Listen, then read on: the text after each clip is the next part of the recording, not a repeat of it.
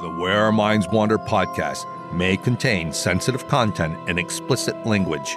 Listener discretion is advised.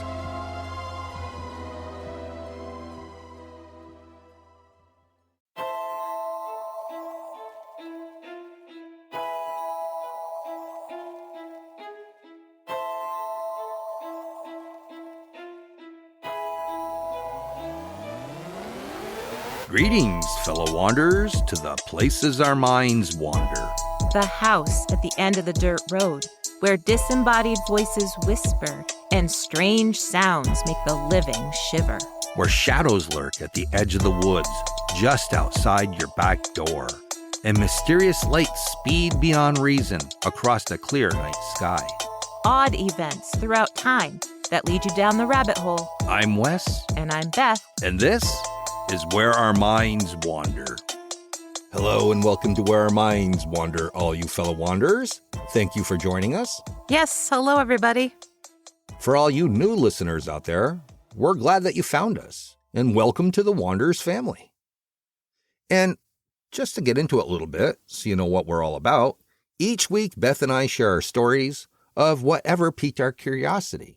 And generally we don't even know what the other person's going to be talking about until we put our episode together. I know, and we've been pretty lucky so far because neither of us have picked the same story. That would be a little awkward. But we have collaborated on some of our episodes being just one story that we both found very interesting. Yes. So it's all worked out so far. So far.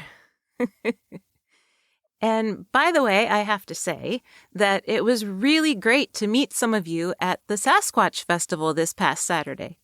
Yeah, it was definitely nice to meet some of our listeners and put a face to them. Yes, that's always exciting. And I hope you all had as much of a blast as we did. It was a great day, although it was a little chilly, but where we were, but it warmed up. Oh, warmed up quite nicely. It Yes. was the perfect day for the Sasquatch Festival. Yes. Well, we're not going to do any housekeeping tonight. We're going to skip all that. So, Beth, why don't you tell all our listeners what you're talking about tonight? I'm talking about Superman. Awesome. Yeah. So, George Reeves wasn't the first actor to portray Superman on screen. That honor went to Kirk Alyn, who donned the red cape and played Superman in a 15-part live-action movie serial beginning in 1948. But George Reeves was the first man to play Superman on television. And for millions of young viewers between 1952 and 1958, he was the ultimate superhero. With his chiseled good looks and dark, slicked-back hair, he was basically the model that every Superman has followed since, at least when it came to casting. But George Reeves's death has become a Hollywood mystery, one of those types of mysteries that has spawned an unfortunate alleged curse. Now, if you remember the late 1980s and 1990s, then you probably know what I'm talking about.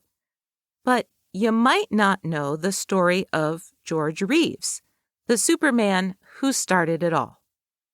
George Reeves was born in Iowa, but then moved to California at a young age when his mother remarried.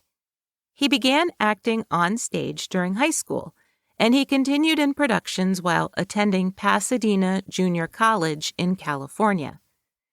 He landed his first small movie role in the epic film Gone with the Wind. He played one of Scarlett O'Hara's suitors in the very first opening scene. It was a decent break for him, and he was soon landing roles in several B-movies, according to allthat'sinteresting.com. He got his first big break with a starring role in a war movie, So Proudly We Hail. But then the Japanese attacked Pearl Harbor, and George found himself drafted into the Air Force. However, he was able to join the theatrical unit, and he acted in several training films. Thankfully, George survived the war with no physical injuries. But when he returned to California, he struggled to regain his footing in Hollywood. Over the next 2 decades, George had small roles in 13 movies, but the stardom he was hoping for was elusive. When he was offered the lead dual role of Clark Kent and Superman in the television series The Adventures of Superman, George initially turned it down, hoping for something bigger. Television, back then, was not the same as movie stardom in George's eyes. But when it seemed as though it was the only lead role he was going to get, he begrudgingly accepted.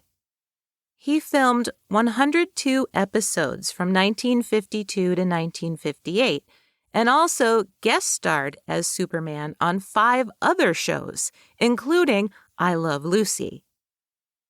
But by the second season in, George was already chomping at the bit to leave the show. He disliked the formulaic aspect of the series and the fact that he didn't get to show much of his acting ability. Audiences loved it, though, and his threats to leave only netted him a higher salary, not the freedom to leave the show behind him. The higher salary wasn't enough for him to compete with his wealthy Hollywood neighbors, though, and George continued to resent the character that was making him a household name. According to The Guardian, when George went to different publicity events like department store openings, he'd suddenly find himself surrounded by crowds of fans, sometimes as large as 20,000 people strong. And children were a special kind of nuisance. Convinced that he really was Superman, they'd often jab him with pins and punch him, since he was the Man of Steel and shouldn't feel any pain. Plus, the shooting schedule was so rigid that none of the actors involved in the series were allowed to do any other projects that took longer than a month. He may have thought that he was on to better things when he landed a small part in another epic film, From Here to Eternity, starring Burt Lancaster. But George's hopes were dashed when moviegoers all over the country called out, "It's Superman!" when his character first appeared on screen. After 6 years, in 1958, The Adventures of Superman was canceled, a disappointment to children all across the nation. Finally, George was free. Except he was hopelessly typecast at this point and struggled to be taken seriously. His first marriage to a woman named Eleanora Needles was over, and he had begun an affair with actress Toni Mannix, who was married to the MGM general manager Eddie Mannix. Both Toni and Eddie were allegedly tied to the mob, and eventually George fell in love with another actress, Lenore Lemon. He ended his affair with Mannix and got engaged to Lemon after just 6 months of dating. According to The Guardian, Toni Mannix was inconsolable, calling George 20 times a day and screaming obscenities about Lemon. George's new relationship wasn't so great either. Lemon was constantly berating George for not making enough money and providing her with the Hollywood lifestyle she also wanted. George had also begun drinking heavily, and the more the couple drank, the more they fought. George was about 45 years old at this point, and Lemon was doubtful that he'd ever be the star she wanted him to be. On June 16, 1959, a series of bizarre events unfolded. According to the LA Times article, Who Shot TV's Superman?, George and Lenore Lemon were hanging out at their Hollywood Hills home with their house guest, Robert Condon. Condon was a writer who was staying with the couple while he worked on a story about George. At midnight, George excused himself and went up to bed. An hour later, more guests arrived, William Bliss and Carol von Ronkel. They'd been invited over for drinks, but after they arrived, George came down to the living room in his robe and told the couple he wasn't in the mood for company and demanded that the couple leave. Bliss was pretty annoyed. He'd been invited over, after all, and since George appeared drunk to him, he didn't understand why his host was now telling him to get out. The two men initially argued back and forth, but then they shook it off and apologized to each other, with George agreeing to hang out for a little bit. 20 minutes later, George excused himself again and went back upstairs. Lemon reportedly turned to Bliss and remarked, quote, "In a moment, you will hear a gun." They all listened and were shocked to actually hear the sound of a drawer opening in a room over their heads. Lemon allegedly then said, quote, "Now you will hear the shot." As soon as the sound of the gunshot reverberated through the house, Lemon allegedly announced that George had killed himself. Bliss ran up the stairs, only to find George laying naked in bed with a gunshot wound in his right temple. His German Luger was on the floor between his feet. The bullet was lodged in the ceiling. Now, no one called the police for 45 minutes. And when police arrived, Lemon immediately told them that she was just kidding when she'd told her 3 guests that George was going to kill himself. That might explain why George hadn't left any sort of note. Police were also pretty shocked to find 2 more bullet holes in George's bedroom. Both were through the floor, hidden underneath the rug. They were able to find one of the bullets lodged in the downstairs fireplace paneling. Lemon claimed she'd done that herself a few days earlier when she had been goofing around with the gun and accidentally fired it. The 3rd bullet was never found. But the casing of the bullet that George supposedly used on himself was found underneath his body.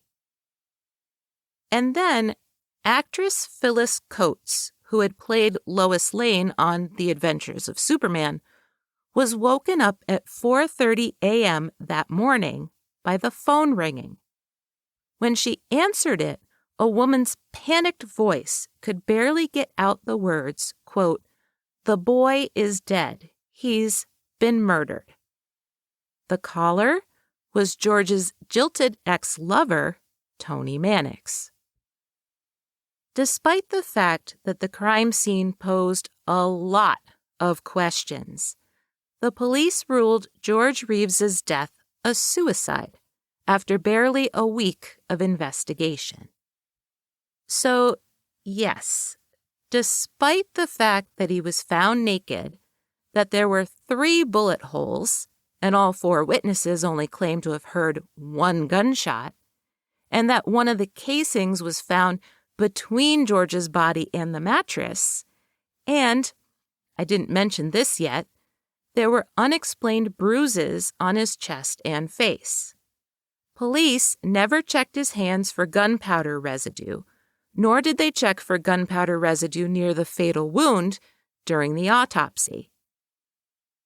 Lemon, by the way, re-entered the home during that week, despite it being cordoned off as a crime scene. And she took $4,000 worth of traveler's checks that she claimed George had purchased for their impending honeymoon, and she ran off to New York. George's mother refused to believe that it was a suicide, saying, quote, "It's not like my George to do a thing like that." She hired private lawyer Jerry Geisler to investigate. He wasn't on the case for very long before he stepped down and refused to ask any more questions. So it doesn't really add up. Not now, and not then. Numerous authors and researchers have looked at the strange events of that June night and offered various theories. According to The Guardian, one popular theory was that Eddie Mannix, husband of Toni Mannix, had been ill for a very long time, but he wasn't happy when George broke his wife's heart by ending their affair. Rumor had it that Mannix had grown up with the notorious gangster Bugsy Siegel, and that he was friends with both Irish and Jewish mobsters, as well as the chief of police. Known to have helped other Hollywood actors disappear, Eddie was also under suspicion of assisting in the car accident that killed his first wife in 1937. Eddie Mannix could have ordered a hit on George Reeves. This theory could explain why Toni knew about George's death just a few hours after it happened, and why she called Phyllis Coates, claiming it was a murder.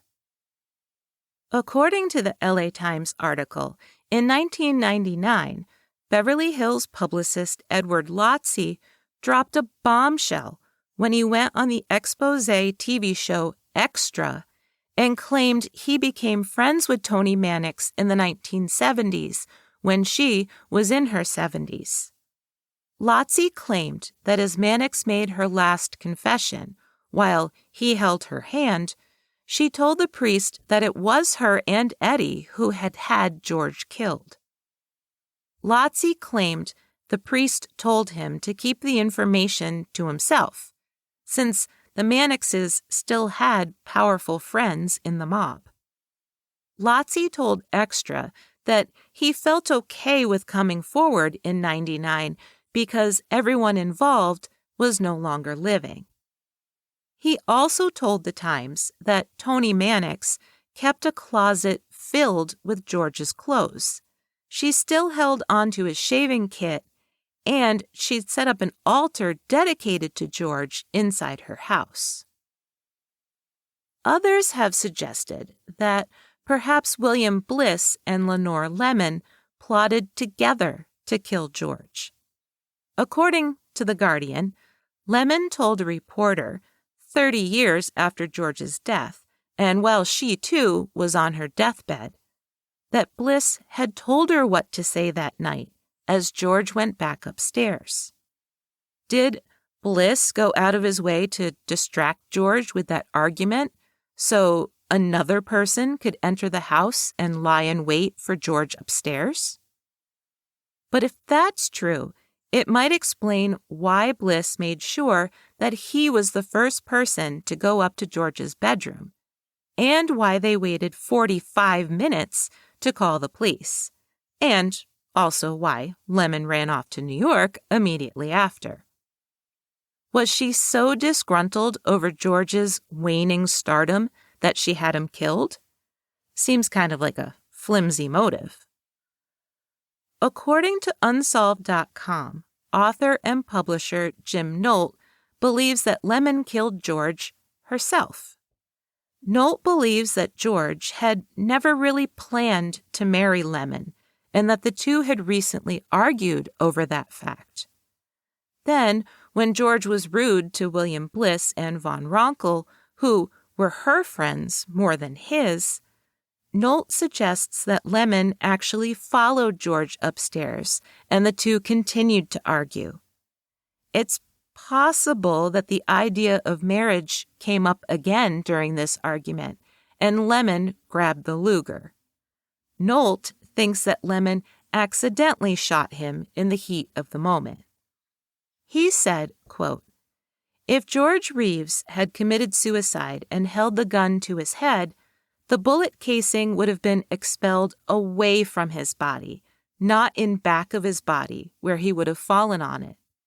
There were no powder burns on his hands, there were no powder burns on his head, which means that the gun was held far enough away from his head that there weren't any powder burns. Somebody else pulled that trigger, end quote. But actor Jack Larson, who played Jimmy Olsen on The Adventures of Superman, firmly disagreed with the murder theory. According to the LA Times article, Larson believed George had committed suicide because, quote, he made such a mess of things.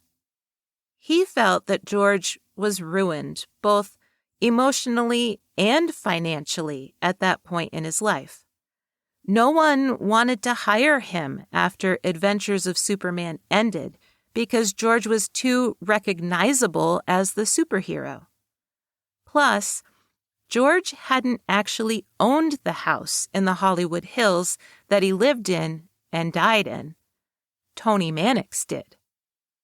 Larson claimed that after George's death, Tony kept the house, and one day when he went to visit her there, he discovered that she had taped over all of those bullet holes.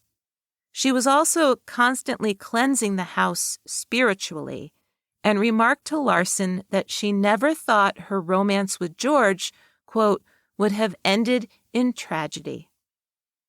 Reeves' biographer, Jim Beaver, yes, actor Jim Beaver of Deadwood and Supernatural, he's also an author and a playwright, well, he agrees with Larson. He points out on Unsolved.com that people make too much of the absence of the gunpowder residue. He said, quote, the absence of powder burns raises a question in a lot of people's minds because most people have a misconception about powder burns. They believe that powder burns happen when a weapon is placed up against the skin. That's not the case. When the weapon is placed against the skin, the powder goes into the wound and does not burn the outside of the skin. If George had held the gun in the more comfortable and natural position, it would have ejected the shell directly behind him and onto the bed, end quote. So, as I had said, the death of George Reeves is still a mystery. And, as I had also mentioned, it began what some people refer to as the curse of Superman. For those of you who remember the 1980s and 90s, you might remember the Superman curse. Actor Christopher Reeve, who played Clark Kent, otherwise known as Superman, in the classic movies from the 1980s, was an instant hit as the caped superhero. But then, in the mid-90s, during a horse riding competition, Reeves' horse refused to jump over a 3-foot-high hurdle. Reeve went headfirst over the front of his horse, shattering his first and second vertebrae. He was paralyzed from the neck down and relied on a ventilator to breathe. He survived several life-threatening surgeries and put himself through vigorous daily exercises to try and regain some of his mobility. For many, he was a real-life superhero. But the idea of the Superman curse had already taken hold in popular culture. There are people who will list all kinds of alleged ties to the movies and TV shows in which actors somewhat related to the productions have fallen on hard times. But just as many people will point out that playing Superman doesn't always end tragically. There have been countless adaptations where Superman has been played by many actors, and thankfully, nothing tragic has befallen them.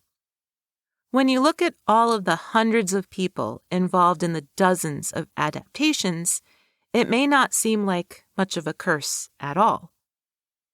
It is a tragedy, though, what happened to both George Reeves and Christopher Reeve. I don't think anyone would argue otherwise. Quite interesting. Yeah. You know, I never knew about George Reeves. Yeah, I didn't either until it, popped up in some of my other researching, And I did look to see at the lists of people that, supporters of the curse claim were affected by the, quote, curse, I don't really see a lot of connection, I have to say. No, I don't either. Yeah. I think quite possibly it could have been a mob hit. It could have been. I mean, the whole situation was just so strange. Yeah, that it was. Yeah. And why would she narrate it like that? Like, that's just, I don't know. The whole thing is just very strange. And I remember the whole Christopher Reeves thing. Yeah, I do too. That was quite tragic. Yeah. Yeah, I remember the day Superman died. I know. I think those are those times like throughout a life where different characters in movies, and you hear of their passing and it really does affect you in some way. Yeah. Well, it's sad all the way around. Mm-hmm. But I don't think any curse is involved. No, I don't either. But I figured I would mention it because I know people know about it. So. Of course. Yeah. Well, there you have it. The story of George Reeves. What do you think? Let us know.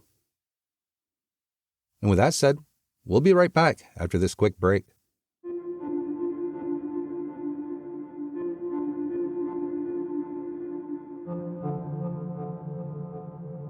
Hey, did you know? Scientists first discovered the Nazca lines in Peru, South America in 1927. The Nazca lines, believed to have been created between 200 and 600 BCE, are a collection of 430 lines and figures depicting all kinds of creatures and humanoid figures that can only be seen from the air. In 2022, a giant cat was added to the list. But within the last month, a team out of Japan's Yamagata University used AI technology to scan the Nazca Desert, and they discovered a whopping 303 more confirmed pictographs and an additional 250 images that are yet to be confirmed. Among the confirmed, newly discovered pictographs, a giant orca wielding a knife. Who'd have thunk it? All right, we're back. And I can't wait for them to release some of these pics. You can actually see a bunch of them already. You can look at them. And the orca with the knife is pretty odd. It's unusual. They're trying to figure out what it means. Yeah, what's the significance of that? Right. That is highly unusual. Yeah. But they did seem to have a sense of humor. I guess so. Well, you've seen some of them. Yeah. Yeah, they're interesting, to say the least. Yeah. So what are you talking about tonight? Tonight, I'm going to be talking about a phenomenon that is said to take place in the mountains of the Santa Lucia Range in California. It's a beautiful afternoon, and you're out for a hike. As you make your way along the trail, you spot a strange figure surrounded by mist on a peak in front of you. The figure appears to be a very tall person with a walking stick and a hat, just standing there. Gathering your courage, you approach the figure. But as you do, the mysterious being quickly disappears into the fog, leaving you with an uneasy feeling. You have just come face to face with a well-known Dark Watcher. This unsettling tale is not uncommon. Many hikers in the Santa Lucia Mountains near Big Sur, California, have reported similar encounters with these Dark Watchers. The stories often share common details, such as the figure being 7 to 10 feet tall and carrying a walking stick and wearing a cape and a hat.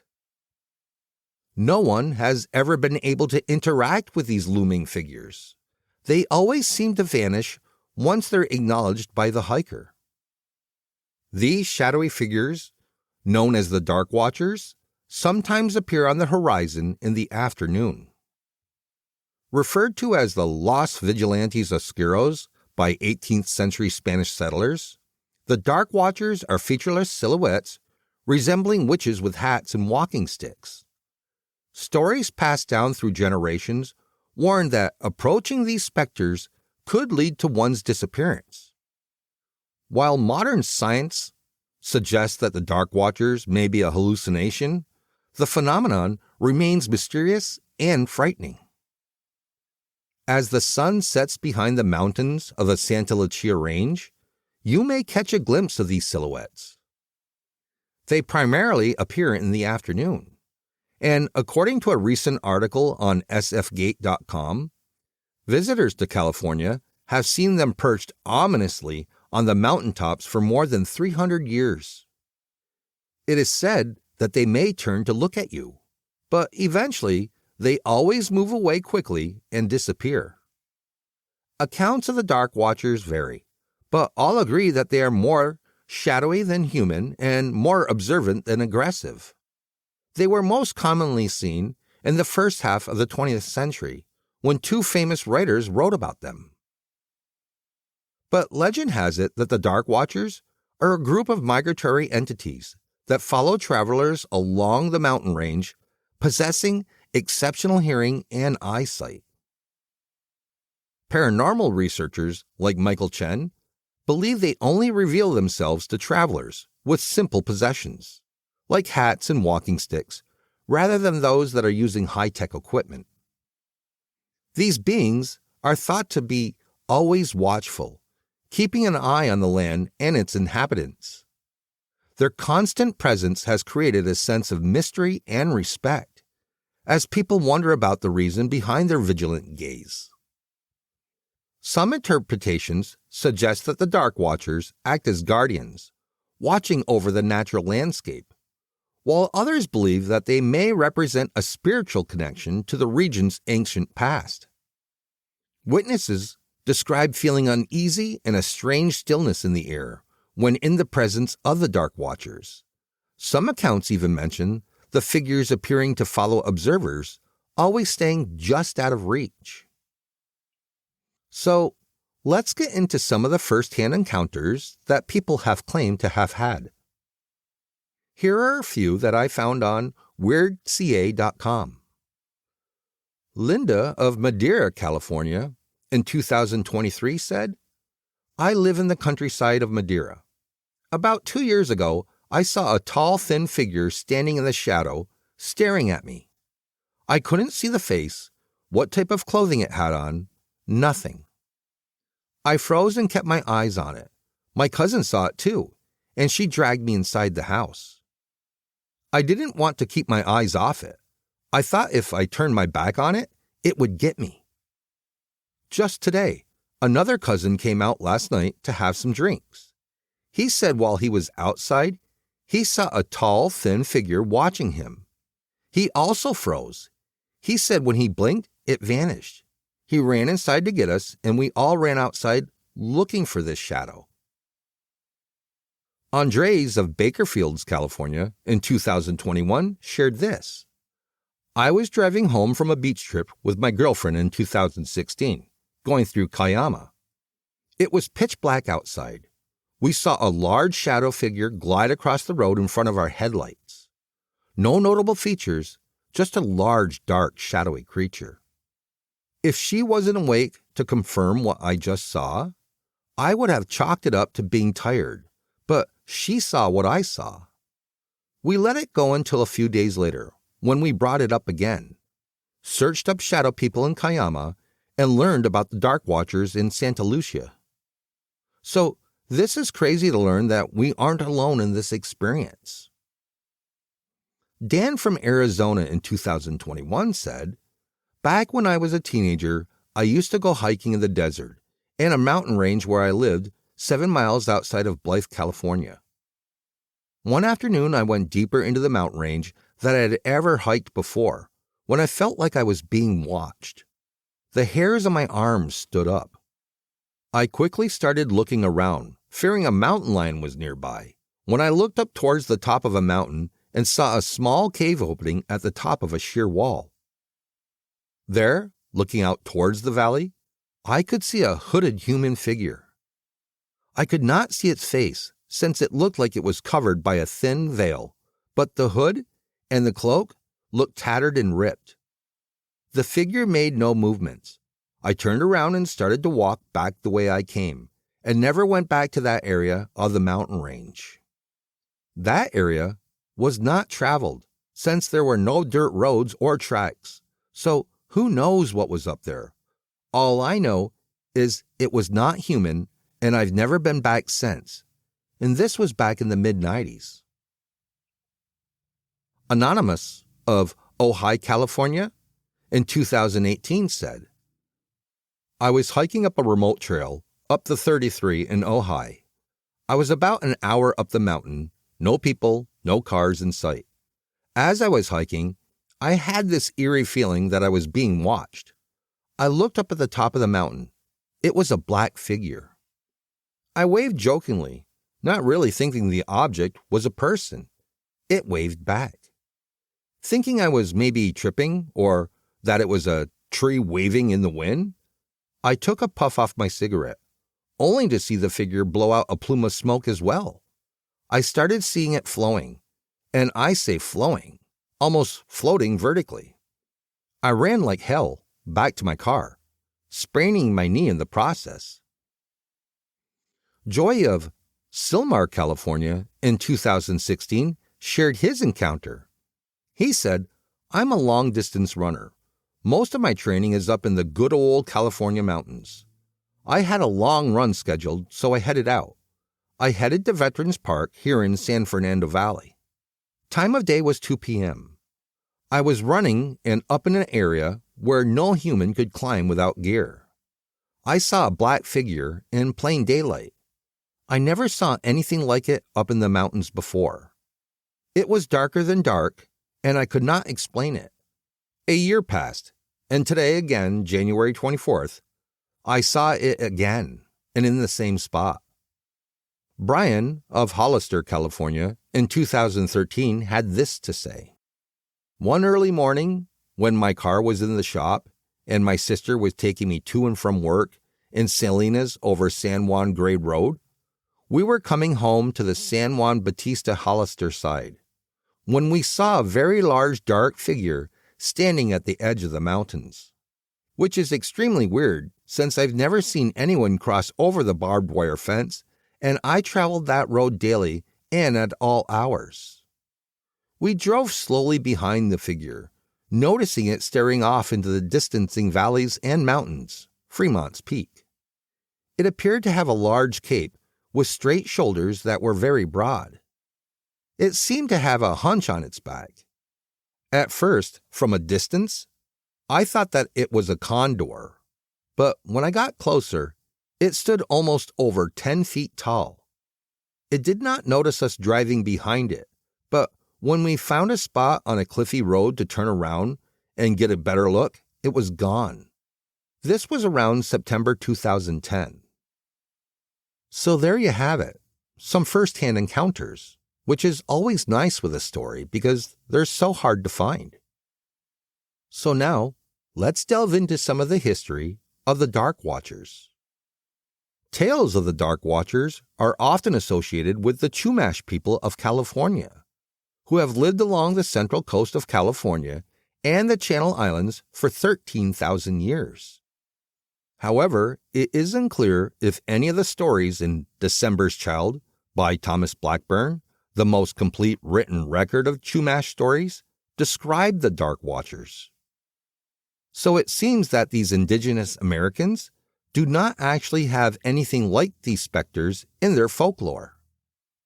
The earliest written accounts of the Dark Watchers date back to the 1700s, when Spanish colonists named the mysterious beings Los Vigilantes Oscuros. The massive beings were described as towering over mere mortals at 10 feet tall, draped in cloaks and wearing large wide-brimmed hats. Folklore warns that the Dark Watchers sternly observe those in the mountains below, and it is best to turn away, as those who approach them vanish into oblivion. Even famous writers were influenced by stories of the Dark Watchers, and in 1937, the creatures made their literary debut. One well-known individual who believed in the existence of the Dark Watchers was the American writer John Steinbeck. In his 1938 short story, Flight, a character encounters a dark figure staring at him from a nearby ridge, which he quickly averted his gaze from, as it was one of the Dark Watchers, according to Steinbeck. The identity and whereabouts of the Watchers were unknown, but it was advised to ignore them and not show any interest in them. This fascination with the Watchers extended to Steinbeck's family. His son Thomas later collaborated with painter Benjamin Brode on a book about the Watchers. Growing up in California, Steinbeck, like many other writers, heard stories about the Dark Watchers. His own mother shared how she used to leave food in the mountains as an offering to these beings, only to find flowers in their place later on. In the story, Flight, Steinbeck wrote about a young Mexican-American boy who commits a crime and escapes into the Santa Lucias. As his mother bids him farewell, she advises him to pray, take care of his horse, and avoid approaching or speaking to the dark-watching men if he encounters them in the high mountains. Thomas Steinbeck mentioned that his grandmother, a schoolteacher, was a firm believer in the Dark Watchers. She would leave fruits or nuts in Mule Deer Canyon on her way to Big Sur, and upon her return, flowers would be found in their place. Other writers, like Central California poet Robinson Jeffers, also added to the legend of the Dark Watchers through his own imaginings.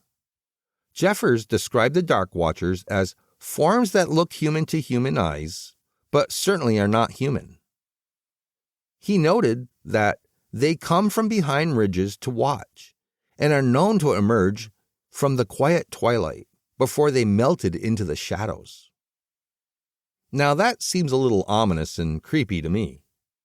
So now that you know a little bit about their history, let's dive into some of the possible explanations for what people are claiming to see. One theory suggests that the Dark Watchers could be a result of pareidolia, a psychological phenomenon where the human brain looks for familiar patterns in unclear images. In this case, shadows on the Santa Lucia hilltops might be perceived as tall, cloaked figures by our brains, especially in the late afternoon when the long shadows are cast on the hills. Another theory is that they're just ordinary shadows, created by moving trees and obscured by fog or mist, and they're being interpreted as humanoid shapes by our brains. This is known as pareidolia, which is our brains trying to make sense of the world by finding patterns. Examples of pareidolia include Rorschach tests and seeing faces in lunar objects. Another possible explanation is the Brocken specter theory. German locals in the Harz Mountains have long known about the Brocken specter. This phenomenon occurs when an observer's shadow is magnified and appears on the clouds near Brocken Peak. The mist in the area makes the shadow look larger before it eventually disappears. For centuries, people near the Harz Mountains have reported seeing shadowy figures on Brocken Peak. In reality, the Brocken specter occurs when shadows, like those of hikers, are cast on misty mountain peaks. If the sun is behind the observer, the mist can distort the shadow, making it appear huge and intimidating. These spectral figures are often surrounded by a rainbow-colored halo caused by sunlight refracting off water droplets in the fog or clouds. While this phenomenon is common in the Harz Mountains due to frequent fogs and low altitudes, it can be seen on any misty mountainside with the sun behind the observer and clouds below. You may have even seen it for yourself from a plane window, where the plane's shadow can create a rainbow-rimmed shadow on the clouds below, appearing unusually large. Similar to Big Sur, German locals near the Harz Mountains have reported seeing shadowy figures on Brocken Peak for centuries. This phenomenon has inspired writers like Lewis Carroll and Samuel Taylor Coleridge, with Brocken becoming synonymous with strangeness. So it certainly could be happening in Big Sur as well. Now, infrasound is another possible explanation. Some people believe these experiences are hallucinations caused by low oxygen levels at high elevations and when a person is exhausted. Others suggest that the phenomenon could be due to infrasound, which is sound below the range of normal human hearing, typically between 7 and 19 hertz, often generated by wind. In 2003, psychologist Richard Wiseman and his colleagues conducted an experiment with infrasound. They exposed 700 people to music containing 17 hertz tones at the edge of human hearing, resulting in 22% of the audience feeling anxious, uneasy, or fearful. Some reported feeling pressure on their chest or chills. Wiseman stated, "These results suggest that low frequency can cause people to have unusual experiences, even if they cannot consciously detect infrasound." In a British 2008 study by psychologist Christopher French, volunteers placed in a haunted room with infrasonic generators reported odd sensations such as a presence, dizziness, and even terror, showing the impact of infrasound on the human experience. So there you have it. Some pretty fascinating stories and some incredible history. There's always incredible history around all of our stories, I think. Not to toot our own horn or anything. No, and I think the theories are valid. I think more research needs to be done. Exactly.